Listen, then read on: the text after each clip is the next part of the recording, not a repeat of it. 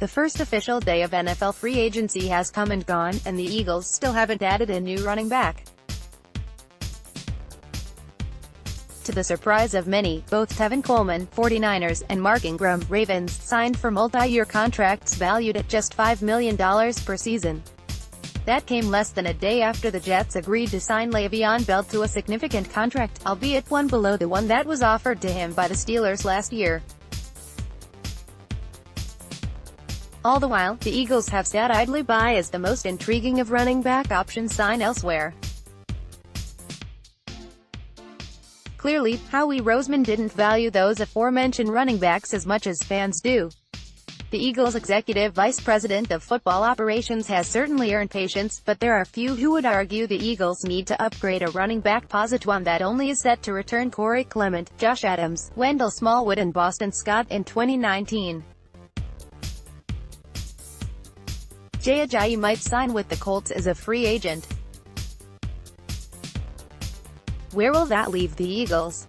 Emergency NFL mock draft after Odell Beckham trade, Giants trade up for Oklahoma's Kyler Murray or Ohio State's Dwayne Haskins?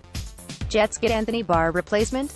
New York Giants general manager Dave Gettleman traded wide receiver Odell Beckham to the Cleveland Browns and now will turn his attention to the 2019 NFL draft to find a quarterback to replace Eli Manning, possibly Oklahoma's Kyler Murray or Ohio State's Dwayne Haskins. Well, free agency is filled with options that fit the mold of a rotational running back, including Spencer Ware, C.J. Anderson and T.J. Yeldon. Perhaps Roseman is waiting for another shoe to drop. Or, perhaps, two of them. With Bell signing with the Jets, and Coleman with the 49ers, that could leave two potential running back options out of a job.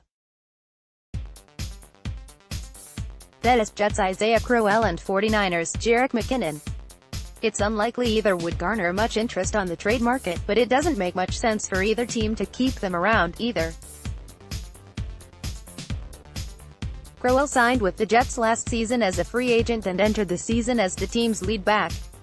He was wildly inconsistent for most of the season, but early on he had two breakout performances, 10 carries for 102 yards and 2 touchdowns against the Lions in Week 1, and then 15 carries for 219 yards and 1 touchdown against the Broncos just 4 weeks later.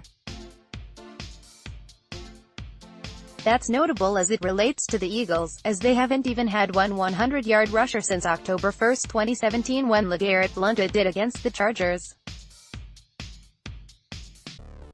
That's a stretch of 33 games, counting the playoffs. From then on, however, Crowell only scored one more touchdown, rushing for more than 50 yards just once more. Still, he's been a productive rusher in the past, 952 yards and 7 touchdowns with the Browns in 2016, and as a decent pass catcher, too, averaging 30 catches per season the last 3 years. The Jets would save $3 million by releasing him. As for McKinnon, he signed the largest running back contract in free agency last year in order to join the 49ers from the Vikings. He never played a game, tearing his ACL before the season, never playing a down. In his absence, Matt Breida flashed the ability to be a productive running back, and now Coleman is in the fold to take over the Lions' share of the workload. Before his injury, McKinnon was part of a committee with the Minnesota Vikings, more of a change of pace option and passing downs weapon than a true number 1 running back. He had 94 receptions combined in 2016-17. Still, he's worthy rotational option, which is what the Eagles prefer anyway. The 49ers would actually lose $250,000 by releasing McKinnon, but if he's waived with a post-June 1 designation, it would save them $3.75 million, with a dead cap penalty of $6 million spread out over 2 seasons. Of the two, Crowell is more likely to be released.